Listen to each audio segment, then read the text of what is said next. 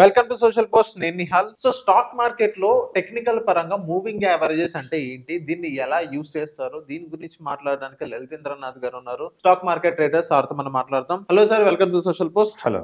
Yes sir, ఇప్పుడు technical analysis భాగంగా moving averages అంటే ఏంటి, మీరు ఎలా యూస్ చేస్తారు? మూవింగ్ యావరేజెస్ అనేవి బేసిక్ గా డిఫరెంట్ టైప్స్ ఉంటాయి. Okay. Simple moving average, exponential moving average, weighted moving average, volume weighted, ఇంకా చాలా ఉన్నాయి. బట్ మేజర్ గా ఇవి ఉంటాయి.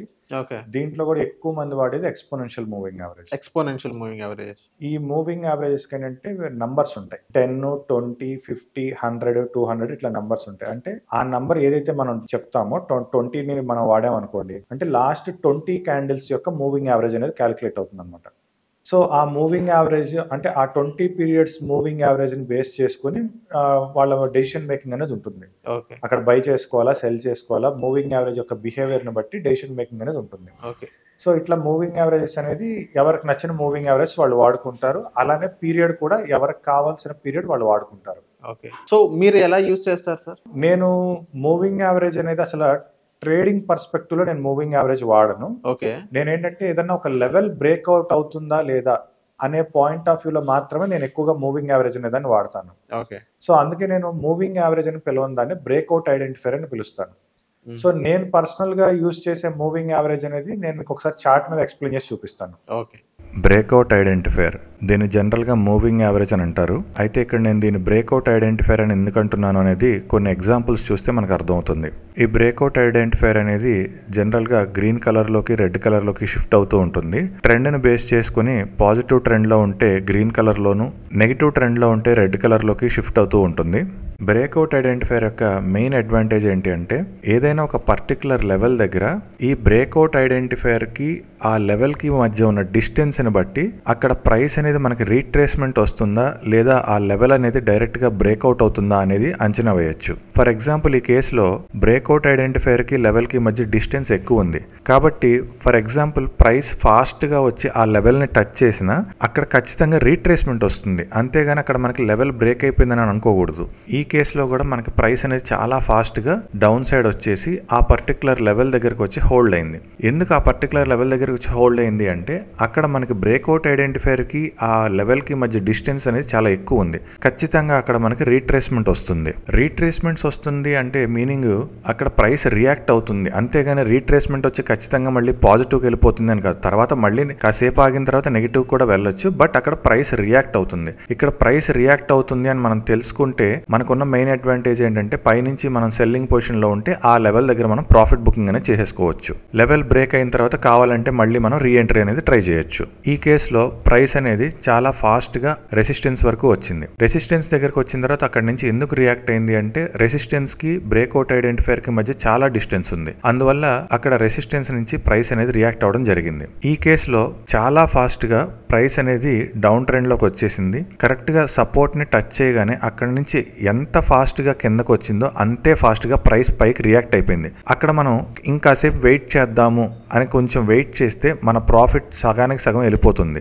ఇక్కడ మనం ప్రాఫిట్ తీయడంతో పాటు ప్రాఫిట్ ని చాలా ఫాస్ట్ గా బుక్ చేసుకోవడం కూడా చాలా ఇంపార్టెంట్. ఈ బ్రేక్అవుట్ ఐడెంటిఫైర్ ద్వారా బ్రేక్అవుట్ ఐడెంటిఫైర్ కి బ్రేక్అవుట్ లెవెల్ కి మధ్య ఉన్న డిస్టెన్స్ ని బట్టి అక్కడ మనం పొజిషన్ ని హోల్డ్ చేసుకోవాలా, ఇమీడియట్ గా ఎగ్జిట్ అవ్వాలా అనే డెసిషన్ ని చాలా ఫాస్ట్ గా తీసుకోవచ్చు. ఈ కేసులో మనకి ప్రైస్ బ్రేక్అవుట్ ఐడెంటిఫైర్ రెండు కూడా సపోర్ట్ లెవెల్ ని బ్రేక్ చేసాయి. బ్రేక్ చేసిన తర్వాత అనుకోకుండా ప్రైస్ అనేది పైకి రీట్రేస్ అయింది. పైకి రీట్రేస్ అయినప్పుడు ఈ బ్రేక్అవుట్ ఐడెంటిఫైర్ అనేది మళ్ళీ తిరిగి సపోర్ట్ లోపలికి ఎంటర్ అయిపోయింది. ఎప్పుడైతే సపోర్ట్ లోపలికి ఎంటర్ అయిందో అక్కడ సపోర్ట్ నుంచి పైకి అదే విధంగా రికవర్ అయ్యి పైకి వెళ్ళిపోవడానికి కూడా చాలా అవకాశం ఉంటుంది. కాబట్టి ఇక్కడ ఛాన్స్ తీసుకోకుండా మనం ముందుగా పొజిషన్ క్లోజ్ చేసి మళ్ళీ కావాలంటే నెగిటివ్ ట్రెండ్కి వెళ్తుంది అన్న కన్ఫర్మేషన్ మనం పెట్టుకున్న ప్రైస్ యాక్షన్ తో నెగిటివ్కి వెళ్తుంది అన్న కన్ఫర్మేషన్ తీసుకుని ఇమీడియట్ గా మనం మళ్ళీ సెల్లింగ్ పొజిషన్ అనేది తీసుకోవచ్చు. ఇక్కడ మనకి ప్రైస్ అనేది రెసిస్టెన్స్ వరకు వెళ్ళింది. అలానే బ్రేక్అవుట్ ఐడెంటిఫైర్ కూడా ప్రైస్ తో పాటే ట్రావెల్ చేసింది.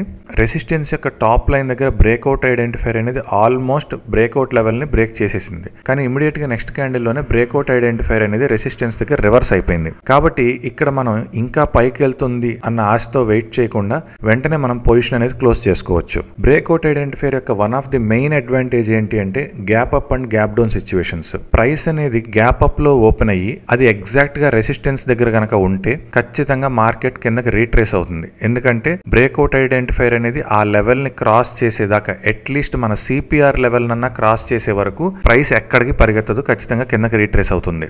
మళ్ళీ రెసిస్టెన్స్ ని బ్రేక్అవుట్ ఐడెంటిఫైర్ క్రాస్ చేస్తే తప్ప దానికి మూవ్మెంట్ అనేది రాదు. అలానే గ్యాప్ డౌన్ సిచ్యువేషన్స్ లో కూడా ప్రైస్ అనేది డైరెక్ట్ గా సపోర్ట్ లెవెల్ దగ్గర కనుక ఉంటే ప్రైస్ ఎక్కడికి కిందకి వెళ్ళదు. ఫస్ట్ ముందు ప్రైస్ అనేది పైకి రీట్రేస్ అవుతుంది. తర్వాత సిపిఆర్ ని క్రాస్ చేస్తేనో సపోర్ట్ ని క్రాస్ చేస్తేనో అప్పుడు మళ్ళీ మనం ఓకే ఇది మళ్ళీ సెల్లింగ్ సైడే వెళ్తుంది అనేది మనకు కన్ఫర్మేషన్ వస్తుంది. ఒకవేళ ప్రైస్ అనేది గ్యాప్ అప్ అయింది లేదా గ్యాప్ డౌన్ అయింది కానీ సపోర్ట్ కి రెసిస్టెన్స్ కి మధ్యలో ఉంది, ఎగ్జాక్ట్ గా రెసిస్టెన్స్ దగ్గర లేదు లేదా ఎగ్జాక్ట్ గా సపోర్ట్ దగ్గర లేదు, అప్పుడు కావాలంటే మనం ఇమీడియట్ గా పొజిషన్ లోకి ఎంటర్ అయినా తప్పులేదు. బ్రేక్అవుట్ ఐడెంటిఫైర్ అనేది కేవలం సపోర్ట్, రెసిస్టెన్స్, సిపిఆర్ అనే కాదు, ఏదైనా ఒక పర్టికులర్ లెవెల్, అది మార్కెట్ స్ట్రక్చర్ అవ్వచ్చు, సిపిఆర్ అవ్వచ్చు, సపోర్ట్ అవ్వచ్చు, రెసిస్టెన్స్ అవ్వచ్చు, ఏదైతే మనం మెయిన్ గా పెట్టుకున్న ట్రిగర్ పాయింట్స్ ఉన్నాయో ఏ ట్రిగర్ పాయింట్ దగ్గర అయినా సరే ప్రైస్ కి బ్రేక్అవుట్ ఐడెంటిఫైర్ కి మధ్య ఉన్న డిస్టెన్స్ అనేది దూరం ఉంటే ఖచ్చితంగా ప్రైస్ అనేది రియాక్ట్ అవుతుంది. ఇప్పుడు ఇక్కడ మార్కెట్ స్ట్రక్చర్ ని పూర్తిగా బ్రేక్అవుట్ ఐడెంటిఫైర్ అనేది పైకి క్రాస్ చేస్తే తప్ప ప్రైస్ పైకి వెళ్ళదు. అందుకే ఇక్కడ సపోర్ట్ నుంచి ప్రైస్ అనేది పైకి వచ్చినా గానీ ఇమీడియట్ గా మార్కెట్ స్ట్రక్చర్ దగ్గర ప్రైస్ అనేది రియాక్ట్ అయ్యి కిందకి రీట్రేస్మెంట్ వచ్చింది, అంతేగాని ప్రైస్ పడిపోలేదు, జస్ట్ రీట్రేస్మెంట్ వచ్చింది. ఎప్పుడైతే బ్రేక్అవుట్ ఐడెంటిఫైర్ అనేది మార్కెట్ స్ట్రక్చర్ ని పైకి క్రాస్ చేసిందో అక్కడ ఉన్న రెసిస్టెన్స్ ఎఫెక్ట్ వల్ల ప్రైస్ కిందకు వచ్చినా మళ్ళీ తిరిగి పైకి వెళ్ళింది. ఎందుకు అంటే బ్రేక్అవుట్ ఐడెంటిఫైర్ అనేది మార్కెట్ స్ట్రక్చర్ ని పూర్తిగా కింద క్రాస్ చేయలేదు. సో అక్కడ పుల్ బ్యాక్ అనేది వచ్చింది. ఎప్పుడైతే మనకి పుల్ బ్యాక్ వచ్చిందో మళ్ళీ అక్కడ నుంచి మనం బయింగ్ పొజిషన్ అనేది తీసుకోవచ్చు. ఈ విధంగా బ్రేక్అవుట్ ఐడెంటిఫైర్ అనేది ఒక లెవెల్స్ దగ్గర మనం డెసిషన్ అనేది ఫాస్ట్ గా తీసుకోవడానికి చాలా బాగా హెల్ప్ చేస్తుంది. సో థ్యాంక్ యూ సార్ మా సోషల్ పోస్ట్ వచ్చినందుకు. Thank you.